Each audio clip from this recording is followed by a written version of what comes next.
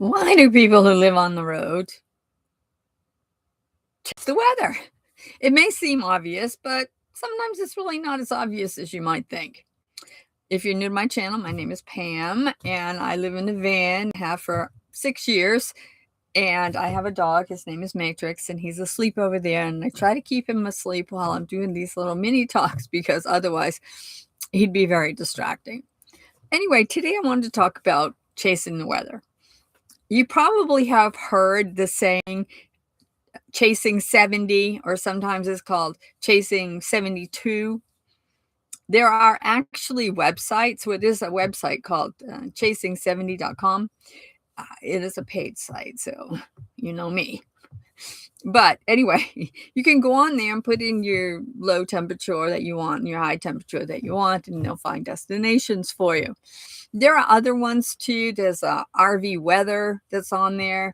There's a free version of that, and you can get the maps with weather, what it's doing in the west, is the troughs and the wind, the rain, the flash floods, all these things that we really need to pay attention to. And there are a lot of apps that you can get on your phone too that show you different things, and several of these are made specifically for RVers so that we can know what's going on. There are a number of Facebook groups that I think maybe one of them is even called Chasing 70. And then there is the Butterfly group, I think it is. And a function of these groups is that they stay active, and if they're in a place, then they can actively put on the Facebook page what the weather is right there at that moment. So it's real time. And those things are important for us as we live on the road. I mean, I know I check the weather all the time.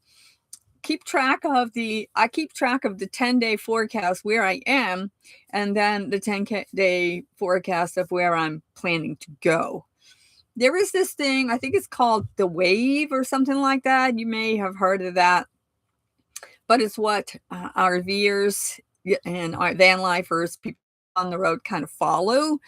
And that would be in the winter that you would stay Florida, South Texas, which is beautiful in the winter, and maybe Arizona, California. You stay down in these states, because if you're chasing 70, then those are the places that's going to be most apt to be able to find that temperature.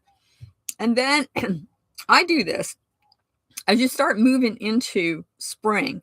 Then what I do is I'm in Arizona for January and most of February, and after that we start going north. I start going north, and what you're trying to do is you're trying to stay behind the heat and ahead of the frost. Or is it the other way? Ahead of the frost and behind the heat. Whichever way. I try to go north. I'm following the weather so that I can keep it into a range that actually fits my needs. So spring and fall, you're kind of in the middle of the United States where the weather is, mild. Still watching the 10-day forecast. And, also I always watch for things, or we do watch for things like Tornado Alley. Is there hurricanes coming in on South Texas? Wildfires in the West. I mean, that's a scary thing. Somebody said that on here one day. I asked the question, what are you scared of if you're out in the boonies somewhere? And they said wildfires. And that's a real thing. That's a real thing. So once fall and spring, and you keep going further north, so the summer months, the best places to be are, of course, in the top tier, Washington, Oregon, of course, Alaska for sure. But some of the better places would be Maine, the UP, anything around the Great Lakes in that area. And of course, I learned that North Dakota is a fun place to go. I've had so much to say about that. So yes, following the weather is very important for us who live on the road. And we all do it. There's no question, but I don't think anybody really talks about why we do it. It seems obvious, I know, and it really is, but there are a couple of reasons that maybe why we do that. And the first one is, but let me just say too, that some people chase the weather in opposite. They want to go skiing in the winter, so they're chasing the cold, and they want to go surfing in the summer, so they're chasing the heat. So not everybody is the same, but the majority of us do the whole wave thing. Anyway, so there are a couple of reasons that we do that other than the fact that it's more comfortable. And that would be the fact that we live in tin boxes, tin cans. And so even though we have insulation, it's not like insulation that you have in your house. And so, and I don't have double pane windows, and I don't know anybody else who does either. And so the cold can come in and the heat can come in.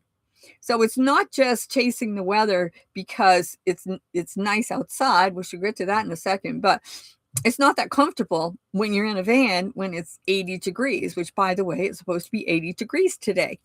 What is that all about? I'm in Amarillo, Texas, 80 degrees. It was like 40 yesterday, but whatever. And so staying warm, not hot, cool, not cold in a van is tricky. I do have AC. Not everybody has AC. I don't like AC, so I really never run it. I have fans, but I try not to stay in 80 and 85 degree weather because it's just too hot. I have a friend who is a car camper, and she lives in her car, and she is very, very chasing the weather because living in a car, 85 degrees, you can't sleep in a car at night when it's 85 degrees. You just can't. It's too hot. And the other way too, although she would rather have it be cold than hot, and I can understand that. I guess it's easier to put on more blankets, and if it's hot, you can only take off so many things before you're naked and you're still hot. So, so that's one of the reasons it's hard to regulate the temperature within the van or within the RV. But another reason is that we live in such small spaces that it gets cramped after a while. I don't care what anybody says. You can have a big fifth wheel, but you're still going to get cramped after a while because it's not as big as a house. Although some fifth wheels are as big as some houses, I guess. But anyway, I don't have that. I live in a small van. And so when I chase the weather, I'm looking for weather that I can go outside. I have a little patio that I put out by my sliding door. I have my chair out there. I have a couple little tables that I put out there. I have a place for Matrix that I am able to tie him so that he can stay close if it's a place that I can't go off leash. But it gives me a whole nother space to live in, and like the whole outdoors, like gives me a big patio. But if it's in 85, 90 degree heat, even sitting out there, you can't get cool. And if it's 30 degrees or 40 degrees or 50 degrees even, it's not fun to sit out there. So you're cramped inside. So that would be two reasons that I can think of why people who live on the road, who live in vans, or live in travel trailers, or pickup campers, or anything like that, where we're small, and why we chase the weather, because it's more comfortable for us not just to have good weather, but be able to get outside. That's the main point. It's like people go to Florida in the winter, and the temperature is usually milder there, and that's the whole point. So you can go outside and sit on the patio, invite friends over for breakfast or coffee. Later in the day, invite friends over for a little toddy or whatever. But chasing the weather is a real thing. I have been looking at the weather for where I'm heading, and the 10-day forecast is into the first of the year now. The high temperatures are going to be 68-ish, and the lows are in the 40-ish. No, that's fine. Another thing that I always check too is the wind speed, because that makes a big difference as well. If it's going to be, where I'm going is the 68 is going to be 5 to 10 miles an hour winds, but sometimes it is light and variable. So I'm always looking for 70, 72 degrees, light and variable winds. And that's absolutely perfect. And of course, sunny, mostly sunny with a few clouds maybe. But so that's what I do. I'm off to Arizona, and I will start once it starts getting too hot there, I'll start moving north. I like to go to Utah and Idaho. Those are a couple of my fun states, and all the way up. And then I will zoom across to Maine, where I'll probably, because it's cooler there. So yes, RVers, Vanlifers, we chase the weather, and it's not an accident that we do it. It's on purpose. We don't have great insulation, and we all like to get outside.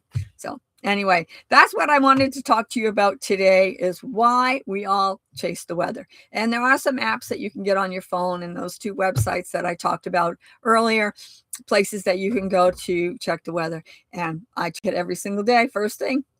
So I know what's going to happen today in this town. It's going to be 80 degrees, and I'm not happy about that, but whatever. It's going to be windy, so that'll make it a little cooler.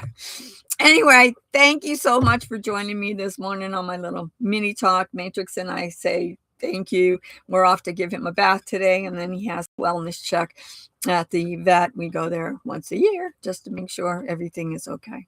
So anyway, I hope you have a blessed day, and I will see you again next time, which I imagine will be tomorrow.